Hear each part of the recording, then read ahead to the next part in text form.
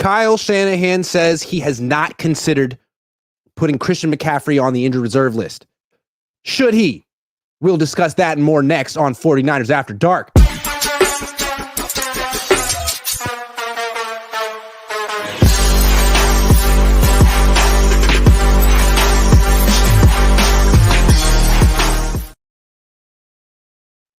Good evening, ladies and gentlemen. That's Jessie Naylor. I'm Grant Cohn. Welcome to 49ers After Dark, presented by the Sleeper app.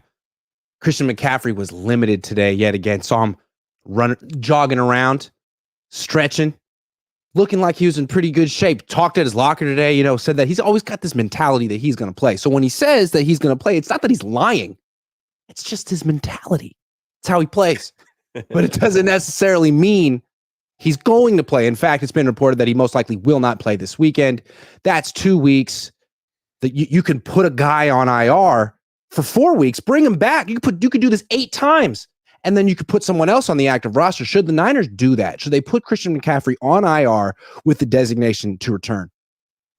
Yeah, I think it's a tough thing to call because, maybe he's back in week 3, and really your chance was probably to do it before week 1 because it was interesting. You were at the game, but the telecast said, hey, Christian McCaffrey's not going to play today. A long shot to play next week. Like immediately it was, he's not going to play basically the first 2 weeks. So if that was the case, I think that would have been the time to do it. But even then, after watching Mason, just to know for sure, I feel like you should still do it because here's the way that I see it. You have the Vikings, very winnable game.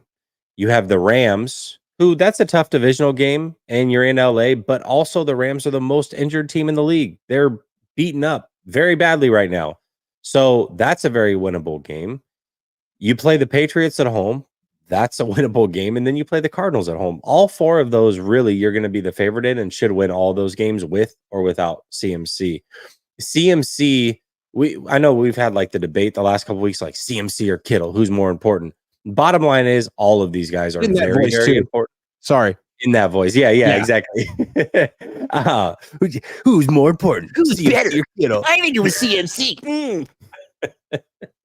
That was me. That was my voice. That's how I sound all the time. But all of these guys are important, and having them at full go going into the playoffs is the most important thing.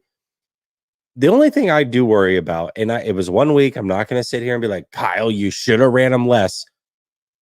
But if CMC doesn't play, is he just going to run Mason into the ground? Because 28 carries is a lot, man, a lot. On the road on a short week, like, please don't do that again. I understand you did it. You had to do it in this last week, but this would be a great week to like use Isaac Guerrero or Patrick Taylor Jr. or put CMC on IR and get another running back like Matt Breida, who's available, I believe.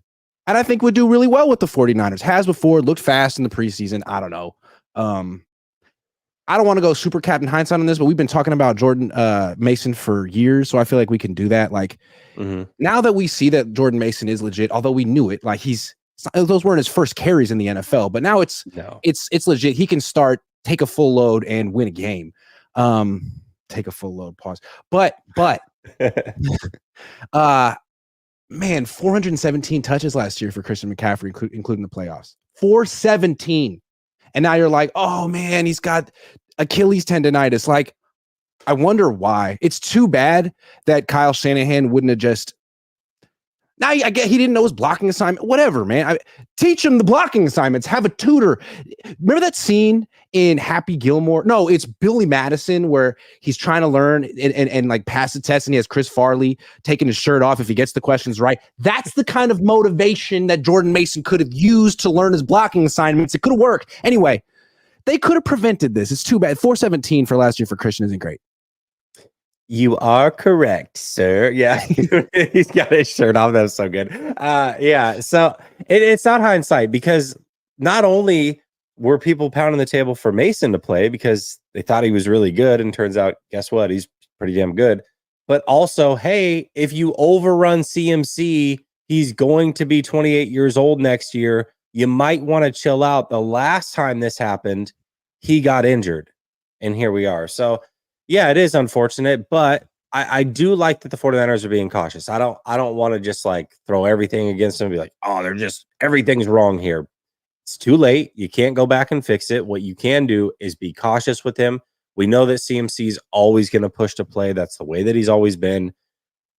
However, be cautious. That's what they're doing. I'm not mad at them for that. I just think you should be overly cautious and maybe put him on IR and go get somebody else. And that way you don't have to deal with it week in and that week out where he's like, come on, coach, I'm ready. It's, no, you're not ready. Well, I am ready. You don't have to do the back and forth. It's just, you're not playing for 4 weeks. Chill.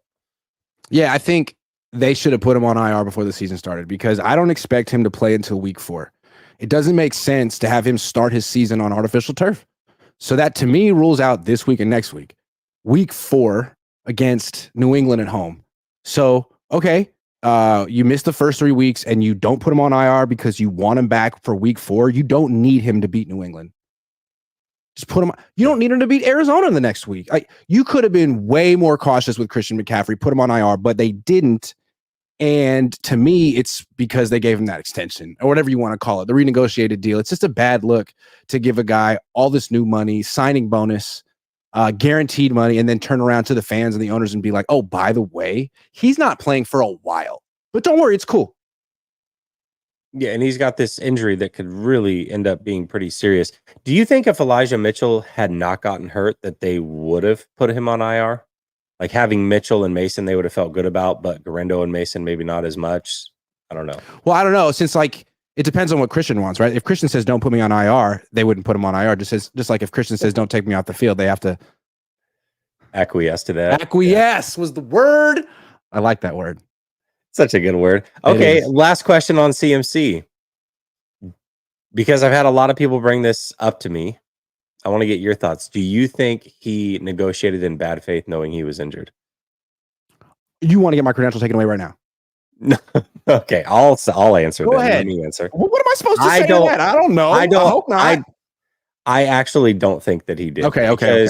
Because he practiced after that. What he did do, though, is set himself up for scenarios just like this. Christian's smart. One, he knows that, first of all, I always play. But the moment I don't play, I got this young lion behind me that is ready to take my job. He's a very, very good player. He knew how good Mason was. He talked about it all offseason. And he's a good teammate. He's very happy for him, all those things. But he knows, hey, if I get injured, I don't have any guaranteed money. I can be a cap casualty, and they'll just go to this young guy right here. Now he doesn't have to worry about that so much. And even if he does get cut next year, he's getting paid. So I don't think he operated in bad faith like he was already hurt. I think what he did was protect himself for situations just like this, and it happened to be very, very early on, unfortunately. Yeah, I mean, I don't know how these things go. It just seems like it's funny how in the NFL, when a player is in a contract year or has no guaranteed money left on their deal, and there's a stigma that they're injury prone, like, man, that person is a monster, especially if they're good. Then all of a sudden they get the contract or they get the guaranteed money, and it's like, whoa, I got to protect my investment. And I'm not saying that's what he's doing. It just feels like that's an overarching pattern in the NFL. I can't blame him. I understand all of a sudden you got a lot at stake. It's too bad, though. It's too bad they did that when they didn't necessarily have to in retrospect. You know what I do find interesting, though, is Ayuk holds out all offseason and doesn't play well, obviously. Trent held out all offseason, played pretty well. For 28 yards and 2 drops isn't good. Not good. That's not what you want for $30 million a year. Wow. Trent Williams held out, didn't look like himself, but played well, right? Overall, in the scheme of things, played pretty well. But CMC asked for his money as well. It was a much shorter thing because the 49ers just, okay, here you go, here's your money. But he's not playing and nobody's saying anything. Fans are okay with that, but they're not okay with Ayuk, who is playing, just not playing up to snuff. Why do you think that? For the record, the people in the chat are super not okay with it. They're livid. Are they not? Oh, okay. Okay. Particularly Greek boy Mano. Just want to shout out to him. He's been really upset. That's not the vibe that I have been getting the last 48 hours from my chat or on Twitter or anything like that. So maybe I'm not as close to the pulse as I thought I was on this. Vibe check. Hey, remember when Javon Kinlaw said he checked my temperature? Yeah, you're checking vibes. That was a classic. Was that the best line of that whole thing? It was pretty good. Yeah, it was pretty good. check my temperature. Whew. Okay. That'll send chills up your spine. So the Niners made that game look a lot easier than I thought. I thought it was going to be close scoring. I thought it would be low scoring. The Niners were like, nope, Jets suck. Or at least when they play the Niners. What's different about this team than last year's team? I think there's a few things. It's very, very early. This is a very early return. Who knows what it's going to look like? Let's go back and forth. I have multiple things. You may only have one, whatever. Anyways, the biggest thing I noticed is that the others are contributing right away. We just talked about it. CMC didn't play. Ayuk didn't play well. Trent, that wasn't the best version of Trent Williams that we're going to see. Debo was meh. Kittle wasn't targeted per usual for the most part. I mean, outside of a couple good catches, they needed other people to step up. You know, you've already got Greenlaw injured. You've got Huff out. So you have guys like Mason stepping up big time when he's given a moment. You have Floyd opposite of Bosa. A lot of people complained about how Bosa didn't play well, didn't take over a game the way that TJ Watt would or has. But Floyd played really well. Saubert, very, very good blocker. Man, there was multiple highlight runs where he was the catalyst to breaking things open. Very, very good job there. And then Jennings doing Jennings things, man. He's the fifth target, but he's so damn reliable. He's the Draymond Green of this offense. The Draymond Green of this offense to me. He's just so vital, so important. A box score may not tell you what he does throughout the game that helps you win, but ultimately he does help them win in a big way. So I think the other players contributing early, giving them a big reason to win, I think that's super important to see this early on.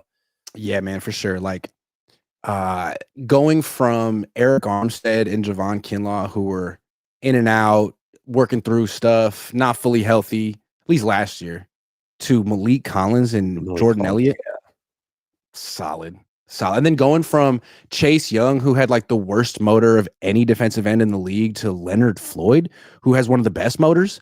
That's a big upgrade. Two right there. I mean, three, actually, if you really three on defense alone. And then to me, the biggest difference from last year. And I think I don't want to get in I'm not picking the Niners to win the Super Bowl after one game, although I'm so excited about this team right now. I'm so excited. To me, the biggest difference from last year is Dominic Pooney, man. Like, if they had this guy last year, if they had Dominic Pooney in either of their Super Bowls against the Chiefs, would they have folded in the fourth quarter against Chris Jones like that? I mean, I don't know. We haven't seen him face Chris Jones. Maybe he will too. But something tells me he can hold his own. And that's such a game changer for the 49ers, a guy like that in the interior. Pooney's done nothing but look good. I do want to pump the brakes on him a little bit. No, he's an all-pro, Hall of Famer. A lot of his reps were against Solomon Thomas, who we know is just not good. But Pooney has passed every test so far. I think this week's going to be a really fun test for him, a good litmus test because of the way that this defense blitzes and what have you. But also, if Banks doesn't play and Burford plays left guard, that might be a glimpse into the future of like, should we not pay Banks? Because Banks is going to be expensive, probably more than what he's worth this offseason. You can't pay everybody. So I think seeing Burford out there with Pooney might be a good look into what it could possibly look like. I do like that. But yeah, man, it's I think that for me is like the biggest one. Another one for me is the run defense. At times last year, they were getting gashed, Grant. Anytime that teams were able to stay in games, they were able to run the ball on the 49ers. This was supposed to be a team with Breece Hall, arguably the second best running back in the league, a much improved offensive line, and they couldn't do anything consistently in the run game. That was an impressive run defense. Without Greenlaw and without Hufanga, I would have never guessed that. I was very impressive what they did. I do want to see if they can do it against the Vikings, who have a better offensive line for sure. Like the Jets have a really good running back, but I don't know about their offensive line. And I think the Vikings can run the ball. So if the Niners shut down Minnesota, I'm with you on that. Agree. Mitchell and Ness says Grant Scott Jennings been steady Eddie. Why did we have to draft Pearsall again? We could have had all-pro center Frazier. I mean, it does seem kind of strange that they brought in. And now we do know that we're in the process of trading Brandon Ayuk, so maybe that has something to do with it. But Jennings is good. He's been on fire since the end of last season, and it seems like he's picked up right where he left off. Yeah, he is very good. And it seemed weird immediately when they gave Jennings an extension through next year. That's when it seemed really weird that they had drafted any receiver in round 1. Then we got the Jordan Mason factor. Like, he has really put himself in a position where the Niners can't bury him again. Can't. Christian McCaffrey's back. He's 100% healthy. Cool. Find 10 to 15 carries for Jordan Mason. You have to. Yeah, I think if you give Mason 10 carries, CMC 15, and maybe CMC, 5 targets in the pass game, that's totally fine. That's not overusing CMC, in my opinion. Yeah, and if Kyle wants to run the ball 40 times a game, then boom, there you go. 20 for Mason, 20 for McCaffrey. Exactly. Yeah, exactly. You got 20 carries. No more for Debo. That's over. No. You can give him like carries on end arounds and stuff like that. That's great.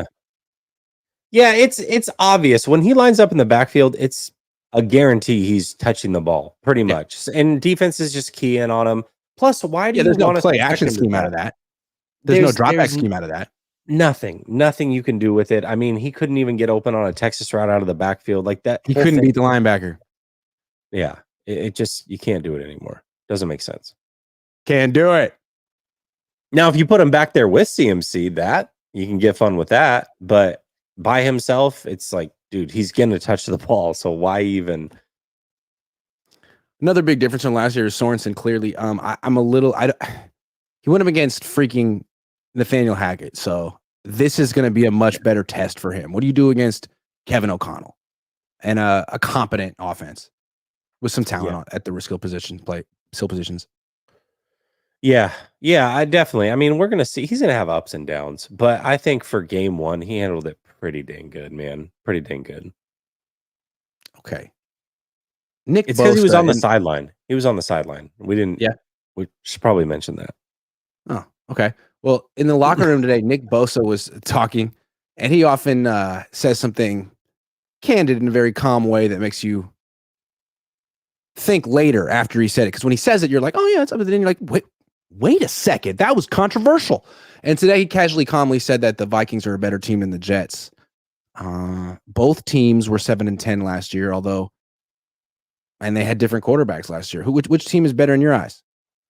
Man, but Bosa's interviews on Wednesdays they're the best. They really are, because he is not afraid to say whatever he means about the team. He's very candid. You're going to get the most non-coach speak answer from him, and it always gives an insight to what not only he feels, but what the team feels about their next opponent.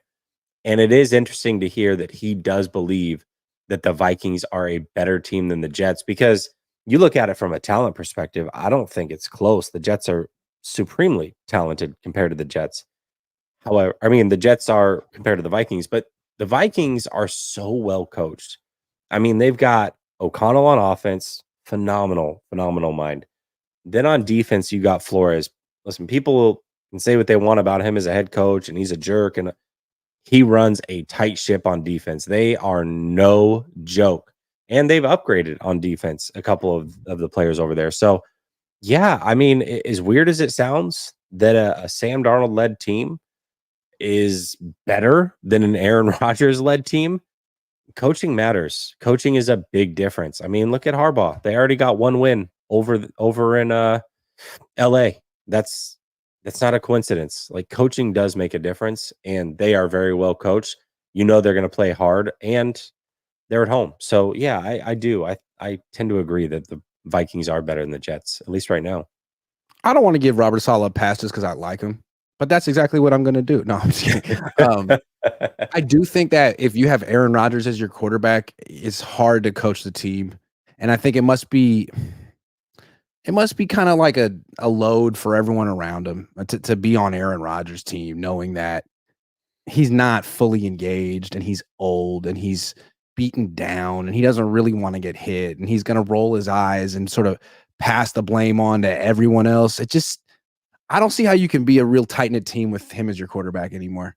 I think the Packers figured that out a few years ago, and I think it's too bad that out of desperation, because Zach Wilson didn't work out, that Saleh had to kind of sell his soul to this washed up weirdo has-been who could still throw a great football, but I mean, God, he can't move at all, dude. He's terrible. Him and Kirk Cousins, the two old guys coming off the Achilles, making hella money, like they might be the worst quarterbacks in the league for what you have to pay them and the power they have. Yeah, I think that was the thing. When I made my quarterback list going into the season, I had Kirk at 8, Rodgers at 9, I believe. But and then I had Purdy at 10, and I said very early on, you're going to get a few games in, and we might just find out that both of these guys coming off of an Achilles are washed, and then Purdy and a bunch of guys immediately move up that list. Yeah, it's 1 week. I don't want to get too far out. Give them a couple weeks to get back because they've had a great track record of being very good players for a long time. But it is possible that they are both washed. Yes, and Achilles injuries are unforgiving. Very unforgiving. Yeah, I mean, he wasn't even like a particularly good leader before this, but now he's old, can't move, and I mean, there's only so many. I mean, we had like 3 or 4 beautiful throws against the Niners. It's not enough. It's not enough. Yeah. I mean, he can still sling it. That's for sure. Garrett Wilson's pretty good. There's no one else he trusts on that freaking offense to throw the ball to. No, and it's so vanilla. The defense was soft. Oh, jeez, bro. The defense was soft. The quarterback's old. The weapons are overrated. It's Breece Hall and Garrett Wilson, and that's freaking it. And Robert Saleh looks completely disengaged. Like, that's my guy. He looks watching him on the sideline. It's like, what happened, man? Like, where's the exuberance? It feels like they need to pull the plug on that whole operation there and start over from scratch with a new coach and a new quarterback. It just didn't work. Yeah, there's a good chance that I don't want to fire the guy. It is early, but you're right. I mean, that performance was not inspiring at all. No, it was a really and like even your best players. It's like they doesn't want to be around each other, and it's week 1. Yeah, I mean, you already have Sauce Gardner coming out, like getting mad and tweeting at people. I mean, would you think I didn't want to tackle Debo? That's why I took myself out. Like, why'd I come back in? And then deleting tweets. You got Breece Hall fumbling. He's your best weapon. Like, it wasn't a good start, man. And then you're relying on, sorry, no offense, but Solomon Thomas and Javon Kinlaw, like the 2 cast-offs we have here. Okay, good luck. Salah, I could have told you, man. I could have told you, man. I'm sorry. Yeah. All right, let's make some sleeper picks because they're sponsoring the show and their picks are terrific. And that's not there. It is, and I just know really why I want to say it because I'm wearing the shirt right now and I won hella sleeper picks this weekend. I was on fire. You won like a 5-thing parlay, man. That was pretty right there. Legit. Boom! Look at that. They voided the McCaffrey one, so I got 7. 6 out of 7. Wow, that's impressive. Yeah, and you would have had 7 because what is that? 1 McCaffrey touchdown and a receiving touchdown. We'll see. Maybe not receiving, maybe but that was actually sure. These are all no brainers to me. Like Aaron Rodgers for less than 2 passing touchdowns. Yes, the Niners. Like, yeah, Kittle for less than 50 yards. I mean, they don't throw him the ball. Week Breece 1 Hall's going to score a touchdown for sure. I don't know. It seemed obvious. But I had some other wins. This one, I got Purdy wrong. I was being a hater. I thought he was going to throw a pick. He almost did. I was trying to be a hater. Also, I got this one wrong. I thought Rodgers would throw a pick. No, I thought he wouldn't. What was I thinking? Of course he's going to throw a pick. And then I didn't think he'd throw a pick either. I think Kyle saw my sleeper pick and picked that and threw that one. It's like, let me mess up Grant's parlay. Honestly, man, I thought Kinlaw would have a sack. Oh, that's on me. That's 100% on me. Yeah, that's a poor bet. Anyway, let's make some new picks. How was he going to chase down, in hindsight, how was he going to chase down Purdy? Purdy's so fleet of foot. There's just no way that was going to happen. No, it wasn't going to happen. Tyreek Hill is on sale, 21% off. Instead of 98.5 receiving yards, 78.5 receiving yards. They throw to him so much. Easy, right? That could happen on 1 catch. Now, he could get arrested. Not saying that I'm just saying. Yeah. They seem to have it out for him down there. I don't know. For him, yeah. Things happen. That was terrible. I saw the body cam footage too. That looked scary. And also shout out to him as well. I didn't really comment on it too much, but shout out to him as well. He came out in a press conference today and said, "Hey, listen, I understand. I could have handled things better. I shouldn't have rolled up my window. I'm a regular person. I just didn't want people photographing me. It was a weird situation. I own that, but it doesn't give them like carte blanche to just beat me up and throw me on the ground." That was a little over the top too. I was like, that was, listen, very, very well said. Josh Allen 194 and a half passing yards. More. Duh. Okay, agree. So now let's go to the Niners, who are playing in Minnesota. Have you heard about this? They're playing in Minnesota this weekend. It's crazy. Boom, there it is. Okay. Jake Moody. Dude. Jake Moody. 6 last week. I think this is kind of a sneaky good play because without Christian McCaffrey, Kyle Shanahan's going to have to find new ways to put the ball in the end zone. And he's not, all he would do in the past year and a half was get the ball to Christian. They may be kicking more field goals now. These are always tough for me because coming off of a 6 field goal week, like no brainer. And those are the ones where it's like they know something, don't they? There's no way they're making this is too obviously easy. Well, let's go 1.5 field goal. You don't think he's gonna have 2 field goals? No. I'm not saying that. It seems like a no brainer. But what about 7.5 kick points though? Because that way, even if they score a bunch of touchdowns, he gets points. 7.5. I like that. 7.5. Okay. If he kicks a long field goal, that's worth 4 points. This is fantasy points. So yeah, I like that. Hell yeah. I'm a big Jake Moody guy since now. Since he was drafted, really. You've never stopped talking about him in a positive manner. They took the rushing yards away from Brock Purdy. That was my moneymaker. I like that one. Pass TDs, don't feel that great about it. 236 and a half passing yards.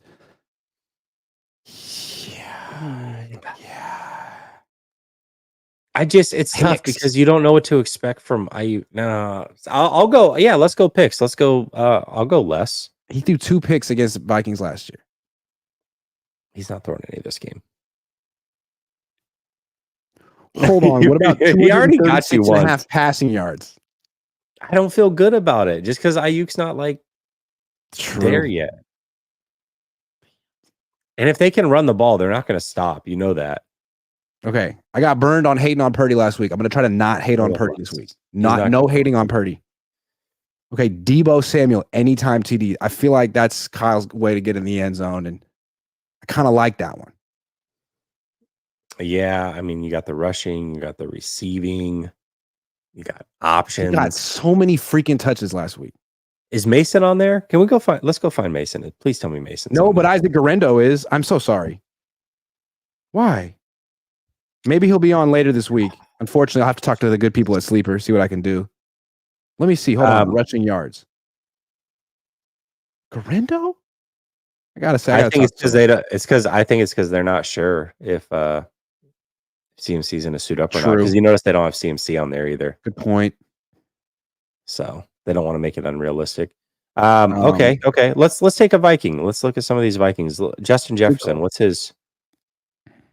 Hold on. Justin Jefferson. 81.5 receiving yards and anytime touchdown. More. 6.5 receptions. Force feed him with the receiving yards. Yeah, I would agree, especially if Jordan Addison might not play. Aaron Jones, 50.5 rushing yards. Or a touchdown anytime. Aaron Jones is good and plays well against the Niners every time. I know he does. 50.5 rushing yards, not a lot. It's not. You're right. Let's go more on that one. So I want to get like, I want to top what I did last week. So we have to go with the 7. I got to take that, man. Okay. All right. There's your 7. There's your 7 for IU. Chill out on your. No, how about George Kittle, 48.5 receiving yards? I feel like this is his week. Okay. I hope so. He's on my fantasy team. So let's go more. I think yes for George Kittle on that one. Guerrero, not going there. Jennings. Anytime TD, less. That's yup. Yeah. Entry slip is full. You can't go more than 8. All right. No. Let's take one of these off that we feel less good about. The Kittle one, I mean that's precarious. 48.5. Yeah, take that one off. Go Guerrero less. Maybe. Yeah, let's definitely. Sorry, Isaac, you're going down. He didn't even get touches last week. Okay, I don't feel like flexing it. Oh, you're going all in. Pause. I like this. No, I'm gonna flex it. See, I almost got crazy for a second. You gotta use your head. Smart thing. Here at the Sleeper app. Can't submit yet? What are you talking about? Yes, I can. Yes, I can. What are you talking about? Don't understand. What is the problem? We only use one promotional pick per contest. Oh, we used okay, to. that's Okay, fine. so Allen and Hill. That's fair. Okay, That's fine. All right. I like the Hill one better. We'll go with Then I'm going back and getting that Kittle one. Thank you very much. Boom, boom. Yeah, I'll flex. That's there we go. There it is. And I want to let you know, I did actually give away the signed Brandon Ayuk jersey. I've had it here for months. Michelle Buchanan of Concord, California won. She knows it, and I sent it to her today. It'll be there in a few days. Nice. And in an hour and a half, I will be bidding on another one. I'm not going to tell you which one. It'll be a secret, and I don't want people to outbid me. But tomorrow, I'm starting another giveaway because it was highly successful. Thank you, everyone, for participating. And stay tuned to find out what that giveaway will be. In the meantime, use promo code Cohn, COHN, when you download the Sleeper app. It really helps my channel, and you guys are very much in the business of making me happy. So thank you. Please use the promo code COHN. I'll be your best friend. Remember you say that in school when you try to make a trade at lunch? Like, let me give you my Capri Sun that's super warm for your root beer. I'll Hostess cupcake. Yeah. That's not a fair trade at all. No, it sounds awful. That's my dessert, and I already had a drink. I have a best friend. I don't need you as a friend. Get away from me, you only child. You only child. This doesn't work here. Okay. We talked about the Vikings. I want to talk about their defense. Last time the Niners faced the Vikings, they got smacked. Now, Deebo Samuel didn't play. Trent Williams didn't play, but the Niners scored 17 points. And Christian McCaffrey did play in that game, played the whole game, was healthy, 15 carries, 45 yards, and a touchdown. So this is a defense that's statistically pretty good against the run. They just shut down whoever the hell the Giants running back is last week. Probably. Yeah, said that guy. So not exact. Well, maybe he is. Maybe he isn't better than Jordan Mason. I don't know. I think Jordan Mason might be a Hall of Famer, but it's a little early. It's never too early, no. We know that Brian Flores is a pretty good defensive coordinator, and he's unique in the sense that he brings more pressure than anyone else. And he did a really good job against this defense, this offense last year. Do you think this is a tough matchup for the 49ers? I do. I do think it's a tough matchup for the 49ers. I don't think it's one that they can't overcome by any means. And seeing it last year is helpful. I think it's very helpful. But really, I want to look at Dominic Pooney. We talked about him earlier. He played against Solomon Thomas a ton last week. That's where he did his best work. Not that he was bad against anybody else, but every week is something new. He's going to see, this is the great thing about rookies. They're going to have ups and downs. Every week is something new for him. And this week is going to be something very new for him. You've got, I think, an overall better defensive line in Minnesota. You're going to get a ton of simulated pressures. They move people around a ton. They'll show 8, like we're going all out blitz, and then they'll back people off. It's just a bunch of movement pre-snap. They are an interesting defense. And last year, with really a bunch of no-names and Danielle Hunter, they way over-indexed where they should have been. Now they've actually added a couple guys. They added who's Jonathan Greenard, Andrew Van Ginkel. Yep. Yeah, exactly. Yeah. Now they've got 2 pass rushers, Stephon Gilmore. So and a young defense that had already been there, and they're just ascending together. So yeah, I do. I think that they can pose some interesting threats. So Pooney, I'm looking at in particular. If Burford has to play left guard, I would look at that. Obviously, we know McKivitz and Brindell can be a little off. And then Mason, a short week. Everybody now knows you're really, really good. Okay. There's no surprising anybody. What does it look like for him? Can he doesn't have to do what he did last week, but can he come out and get 22 carries and approach 100 yards again? Those are things that I'll be looking for. And, I think anytime a defense doesn't give you a lot of time to throw the ball, sometimes it can turn into some really big plays and you can route teams, but sometimes you're under duress all night and you just can't get on the same page. So yeah, I think they are a tougher matchup, oddly enough, even though the players aren't as good, because schematically they're just so sound over there. Yeah. Yeah. You could say that, or you could say that they take a lot of risks. And to me, like, a lot of defenses want to be sound in the sense that they want to like rush 4, drop 7 into coverage, not take any risks, be kind of conservative. I think that kind of plays into the Niners' hands on offense. If you can stop the run, first of all, if you can stop the run, you're a tough matchup for the Niners offense because everything is based on running the ball and play action off of that. If you can take those elements away and force them into a drop back passing game, then you got the Super Bowl. That's not exactly where they want to be. And then if you can make them one dimensional, which very few defenses can actually do to the 49ers, but if you can make them one dimensional and then bring pressure, we've seen that Jake Brendel struggles to set the protections. I mean, they've talked about it. Chris Forrester talked about it. They have a lot of missed assignments. It's not necessarily his fault, in my opinion, although maybe they would disagree. It just seems like the center is at a disadvantage. He just doesn't have a good view. His eyes are like a foot and a half off the ground, and he's trying to spot where all the potential blitzers are coming from. It's a weakness of the system, and I think that the Vikings are kind of in position to exploit it. I'm not saying they will, but they're sort of built to do it, and they did it last year. Well, they sacked Daniel Jones 5 times last week. Sorry, just remember that. Yeah, well, that's But I also look at Ayuk not being in full game shape either. So he's your separator. So when you bring everybody up to the line of scrimmage, if you have a guy that can just beat somebody on the outside one-on-one, you can really take advantage of it. But if Ayuk can't beat that guy because he's not in as great a shape as normal, now it's really hard to find those passing lanes, and it's hard to find running lanes because you're sitting with 9 in the box just chilling there, showing you all these blitzes. Maybe they're coming, maybe they're not, but they're there. And so if it becomes hard to run and then your receivers on the outside can't separate, well, then everything gets really, really tough. That being said, I'm not like predicting that they're just going to shut the 49ers down, but in comparison to last week, I think they are a tougher matchup. They're definitely not the toughest matchup they could face. Here's one caveat for them, and we're going to talk about him in a minute, but Sam Darnold could throw 3 picks. And if he does, and you get short fields, it doesn't matter what the defense is doing, you're going to put up points. So, there is that too. Again, I'm looking at last year. This was week 7. The Niners went to Minnesota and lost. And again, Trent Williams wasn't there. Obviously, Dominic Pooney wasn't there. So when Christian McCaffrey got utterly shut down on the ground, there's reasons for that. And this year, he won't be out there most likely. We don't know. Probably be Jordan Mason.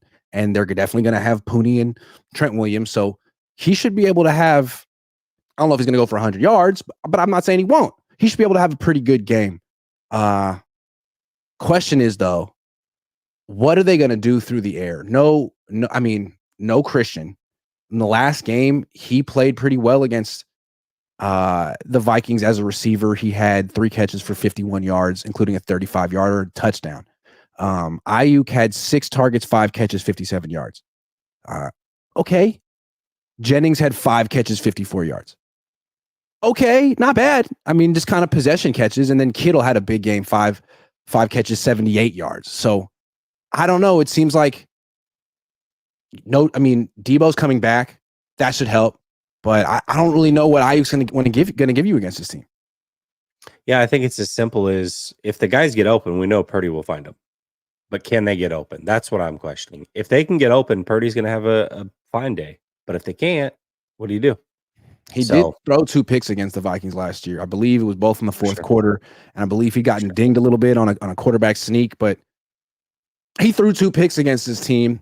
He almost threw one last week. Something to watch with Purdy. Like, he does a very good job of managing the game, and he makes good decisions 95% of the time, but there's a part of him that wants to show that he's more than that he's not just a game manager, that he's a gunslinger, that he's worth 60, blah, blah, blah, blah, blah, blah, blah, and he will make some bad decisions once in a while. Defense that forces the issue. That was what I was so disappointed in the freaking Jets for so many reasons. Like, I wanted to be a quality control guy for them. I was like, what happened to the Robert Saleh I used to know? Like, when he was with the Niners, I thought his pressure schemes were brilliant. When you study him on film on third down, I thought the things that he was doing, the way he could dictate the center to slide a certain way and then bring the pressure from the other direction and almost guarantee that you're going to get unblocked guys. Where the hell was that? What happened? I feel like Flores can do that stuff. Oh, Flores will do that stuff. He'll do all of it. I mean, that's where one of the picks came last year is he had blitzed and blitzed and blitzed. And for 7 weeks, that's all he showed. And then on one of those I think it was the final pass that Purdy threw, I think it was the second interception, he showed blitz and just dropped everybody back. And there was nowhere for him to go with the ball. And he just threw it up and right over the middle and got picked. So, Yeah, I mean they definitely can confuse a lot of quarterbacks. But like I said, I think the advantage is that Brock saw him last year, Good point. and you give him Very a cool. second run at it. Now it's like, all right, I know what to expect here. Yeah. And they'll have a good game plan. It's not an elite defense. It's a good defense that is somewhat An unique. elite coached defense is what it is. Absolutely. All Niners says Grant and Jess, what is one concern you had before week one? And is it still a concern? Also, same for something you were confident in. For me, the concern was, and they stopped the run consistently. And it's not a concern in that they answered it for that game, but let me see it for one more week. And luckily for us, we get to see it against a good running back with a good offensive line, a different scheme. So now we're going to see two different schemes, two good running backs, two decent offensive lines. And if they can do it again, it's like, well, I mean, who am I to say? Like, there's no reason to be worried. So kind of in the middle of it still being a concern for me. My concern was how is Kyle going to call plays without Christian out there? Not necessarily how's Brock going to do without Christian. I thought Brock was solid, managed the game really well. Wasn't asked to do a whole lot because Jordan Mason was going crazy. But what's Kyle going to do without Christian? Because he's just leaned on him so hard for the last year and a half. And, some good, some bad. Like he found Jordan Mason. That was great. All the Debo usage didn't make a whole lot of sense. I felt like he probably could have gone more to Jennings and Kittle in particular, but they scored a lot of points. They won by a lot. Hard to knock them. But yeah, I'm just kind of curious to see how Kyle operates without his cheat code. Yeah, definitely. And one thing I was confident in is that 40-year-old Aaron Rodgers coming back from Achilles injury, that Brock Purdy would clearly be the better quarterback in that game. And I think that showed to be true. Yeah, I was very confident that Nick Sorensen would outcoach Nathaniel Hackett, and that played out. Yeah, that's true. Javier Sierra says tequila with lime works good for that throaty Jesse. I know I'm not a big drinker, but yeah, I'm definitely under the weather, man. I've been battling for a week here. Been battling. Kirabel Tedeschi says still kind of crazy. We haven't won in Minnesota in 32 years. That's a crazy stat. That is a crazy stat. Have they gotten in trouble for piping in noise? I don't think so. Okay, I don't want to get in trouble. It just seems like the kind of town where the whole city is sort of like trying to help the team win. So you come to town as an road opponent, you better make sure you know who the waiters are and make sure you don't tell anyone which hotel you're staying at, because you just, That's a good point. There just might be a fire alarm at 2 a.m. Oh, that sucks. Yeah, Really no, I unfortunate. agree with that. Yeah, Debo, don't order takeout under your name, man. Exactly. Railgar says, tell me about the free play touchdown, please. Was this when we were doing maybe the sleeper picks? I don't know. Sorry, Railgar. I saw the discounts. Jake Moody scored more points than the Jets offense. Papa says, don't care about what the Vikings have. This is a game they need to win. Schedule gets tough later in the year. Hope we don't waste a loss this week. Oh, no, I agree with that. I think the schedule is very favorable for them to start out at least 4-0, possibly 5-0. Yeah. Razaki says, Jesse, I thought you were bald, but you have a nice slick back. Drop the hat. Let yourself shine. Grant, your haircut has been solid lately. Part to the side suits you. Much love. Well, thank you so much for the compliments. Nice, Raziki. I appreciate it. A lot of people thought I was bald, I think. Dave Barclay says, Fack, missed the whole show. Not the whole show. BA catches that ball 39-19. Yeah. Did they not score at all on that possession? Field goal, maybe? They must have. Hey, because they scored on 8 straight possessions. So anyway. Yeah, I think it was a field goal, maybe. So turns out that Aaron Rodgers could not pose a threat to the 49ers at 40 years old coming off an Achilles. Now, he hasn't really posed a threat to the Niners in years, to be frank. So forget him. Now they got Sam Darnold coming up, who I never took seriously. And I'm not sure that I do now. But he won last week. He was efficient. And now the Niners have to keep a straight face. He's on the field and he's got the ball in his hands. And you never know. Funny things happen. And does Sam Darnold pose a threat to the 49ers? Yeah, I mean, realistically, yes, because the question with Sam was never a talent thing. He's supremely talented.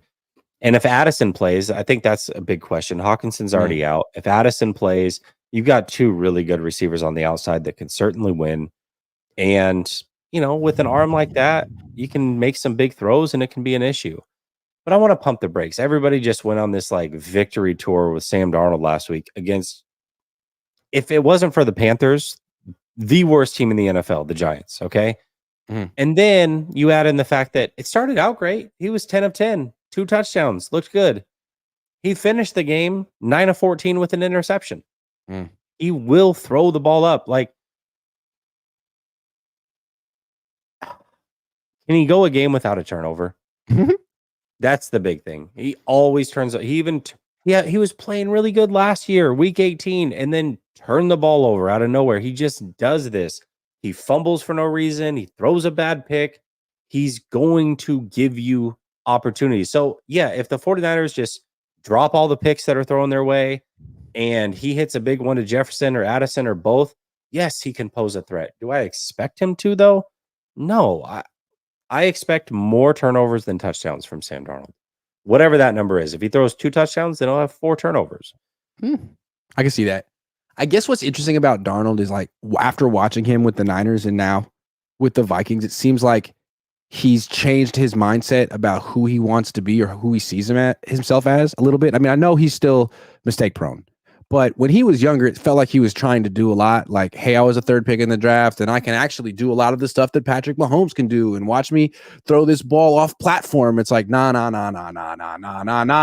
Just be a game manager, Sam. Can you do that? Can you manage the game? Here's what we want you to do. Do a Brock Purdy impression. Okay? Stop trying to do a Patrick Mahomes impression. Do a Brock Purdy impression. Just manage the game, make good decisions, distribute the ball to your playmakers, and get out of the way. And I'm not sure he can do it, but it seemed like in week 1 he did a pretty good job. 19-24. They're not going to put the game in his hands. He's never going to be the driving force behind a win for the Vikings. But if he can manage the game and let Justin Jefferson and Jordan Addison, Aaron Jones take over, I mean, that's essentially what Brock Purdy does. So I think this game's going to come down to which guy manages the game better and commits fewer turnovers. Yeah, and I'll bet on Brock Purdy for that. Yeah, me too. I got in this conversation this last week because a lot of people are like, Brock Purdy didn't have to do anything this last week to win. It's like, okay, you could look at it like that, but also there's an element to easy football that not everybody can make look easy. Go ask Will Levis. All he had to do was complete a few passes and not turn the ball over, and they were going to beat the Bears. The Bears had nothing for them offensively. Just don't turn the ball over and you're good. He couldn't do that. So Brock Purdy makes the easy look easy, but that's not necessarily easy. That's a lot of easies. Yeah. I don't know that Sam Darnold can make he's better than Sam Darnold. I would say I would agree with that. Let me ask you this, though. Yeah. What supporting cast is better? Debo, Ayuk, Kittle, Jordan Mason, or Justin Jefferson, Jordan Addison, Aaron Jones, and whoever the hell their tight end is? 49ers, because if Hawkinson was there, then I would say that they're probably pretty even. But no Hawkinson, 49ers. What's a better wide receiver duo? Addison and Jefferson? Okay. Who's a better running back? Jones or Mason? Listen, I know that we want to say Mason, but Jones has been doing this for a while, man. I probably have to lean Jones. The difference here is Kittle. And again, Kittle had a really good game against the Vikings last year, but this might be a Kittle week. Also, Juwan Jennings. Juwan Jennings is an X factor as well. I almost forgot about Juwan Jennings. I am so sorry. And apparently Kyle Juszczyk. Yeah, Juszczyk as well. That's a good point. So yeah, although they can run that play like once a year. They're not running that this week. Probably not. Dave Barclay reminds us that Sam has weapons, just needs to get it up there. Yeah, that's a problem. But he'll be protected. There's pills for that. Dave Barclay says, but still Sam sucks at moving. Why did I know you were going to go there? I'm sorry. But still Sam sucks at moving. He can move a little time. He's better. He moves better than Brandon Allen. Can run. He can run though. He really. I don't know that he's like soup because there is a difference. There's guys that can scramble, which he can do. He can break a 30, 40-yard run. We've seen that. But that doesn't mean you're mobile in the pocket. Those are two very different things. Tom Brady, very mobile in the pocket, not mobile past the line of scrimmage. Good point. I think Sam Darnold is mobile beyond the line of scrimmage. I don't think he's mobile necessarily in the pocket. Propa says, I think it's more likely that Grant gets invited to Kyle's preseason party next year than him splitting carries between Mason and CMC when he's back. It'll be 99% CMC. I hope not, man. That would be disastrous. What if in like 15 years, I'm like the #1 football analyst in the country and like the pregame show on CBS is me and Kyle just giving each other like really passive aggressive jabs all morning? I think people would watch that. You know how funny that would be? No, you invented football. Go ahead. No, you do.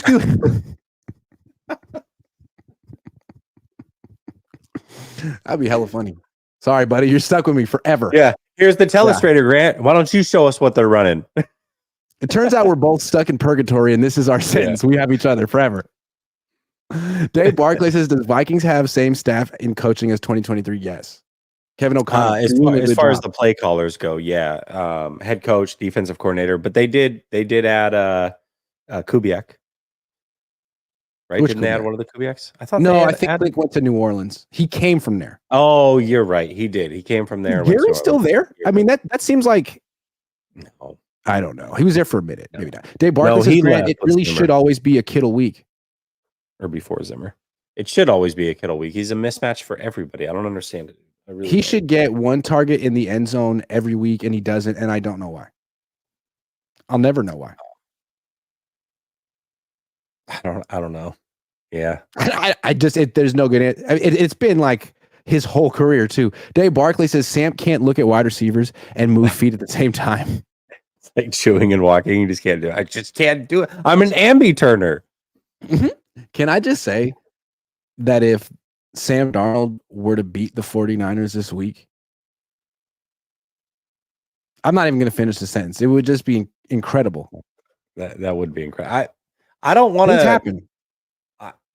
I don't want to sleep on the Vikings because I did last year and they won the game. But Kirk Cousins played out of his mind, and Kirk Cousins, before the Achilles injury, was a very, very good quarterback. I mean, we're talking about a top 10 quarterback, in my opinion. So Sam Darnold is none of those things. That's helpful. Justin Jefferson, Nick Sorensen, man, you're gonna have. They didn't have Jefferson last year. They did not have Jefferson last year. I'm saying, like, you're gonna have to play. If you allow them to put Jefferson on Yadam, you're gonna lose. So you got to put Charvarius Ward on Jefferson all game. And man, Charvarius Ward's great, but no one's gonna shut down Jefferson. So that's gonna be an interesting matchup. Do you remember what Jamar Chase did to Charvarius Ward when he played for Kansas City for like 200 yards and 3 touchdowns on him? Yeah, it was awful. So no, that was Patrick Mahomes. I mean, Burrow throwing the ball, but still. Yeah, still. Okay, Dave Barclay says Jesse is right. Vikes beat us, but different quarterback entirely. Yeah, that's a big deal. No Trent Williams, no Dominic Puni. It's a big deal. They had the worst offensive line in football probably in that game. Yeah. Oh, easily. Yes. Yes. Keith Murphy, the unbeaten, says, is Jordan Addison back? He hurt us last year. He didn't practice today, so he may not play. He's got a sore ankle. I think he'll probably end up being like a game time decision. At least that's what I've been reading. That I always love this. He's a real fast healer. Okay, is he? I don't know what that means, but he's a fast healer. Apparently, he's got a sore ankle. They'll see.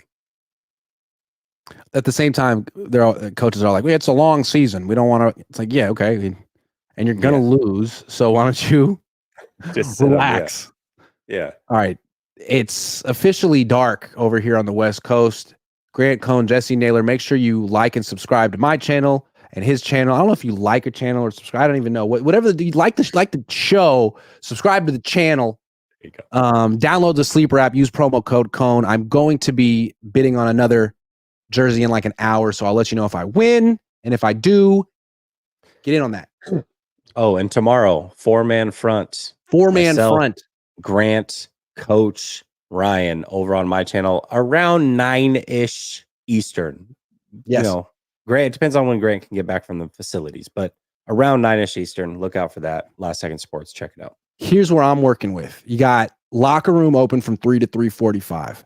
I book it at 3:45. Train leaves at 4:19. Gets me back at about 5:05. In my car at 5:10, maybe 5:12. On the road, get back to my house probably 5:35, factoring in traffic. 6 o'clock seems extremely doable. Now, sometimes there's crazy people on the railroad tracks. Happens, and you can't really prepare for it. So we'll see. But 97% chance we're going at 97% chance. Yeah, and a 3% chance that we'll go by 9:15. So yeah, and if they stop something on the tracks, I'll just politely tell the conductor, "Sir, I have to get out. I have a show to do. I'm going to catch an Uber. Thank you very much." There you go. I'm pretty sure it's very informal on these Amtrak trains. I love them. I love them. I love them. Hold on. At the buzzer, Dave Barclay, are game time decisions a new tactic? No, they've been doing those. Yeah. But it is a tactic to make it seem like, oh, man, he's almost back. Yeah. Destroyed your fantasy team. Playing, says 49ers JoJo. I don't That's think his so. mindset. He's got a mindset that he's playing, but he's not actually playing. But his mindset is that he's playing. So even if he's not physically playing, he'll be playing mentally through that. Okay. So he's playing. Dave Barclay says he loves my schedule. Grant is a pro. It's a tough one. Yeah. It's a lot of work. Yeah, man. You get Wi-Fi on the train. They even have a little bar if you're trying to get loose, which I won't. I was going to say we also get a Grant in a very unique situation in these shows because he has a long day ahead of him. It's a lot of fun. I definitely Let's see how delirious I am at 6 o'clock tomorrow. I love it. And then I'm gonna be in Minnesota, Minneapolis, one of the more underrated cities in America. Good town. Was there for the joint practice a few years ago. Looking forward to going back. It's nice to go there when it's not hella cold. Huh? You ever been to Pittsburgh? Dude, we were in Pittsburgh together last year. Oh yeah, duh. Bro. I thought you weren't traveling. You didn't travel most games last year, so I kind of forgot. Yes, True. You're right. We were in Pittsburgh. Yeah. Pittsburgh is also, was that your first time there? Yes, it's beautiful. Surprising. Very, very surprising. Yeah. Minneapolis is a lot like that. There aren't like the big hills and stuff, but there's a lot of lakes and parks and really good food, and things are reasonably priced. It's like a prettier Chicago. Never been. Because Chicago has the great downtown, and then after that, it's like, to me, that's just me. Great downtown Miami too. That's Miami too. Yeah. All right, guys. Thanks for watching. I'll see you guys tomorrow. 4-Man Front. Make sure you subscribe to Last Second Sports because it's going to be on Jesse's channel. Last Second Sports, 4-Man Front, 49ers optionality.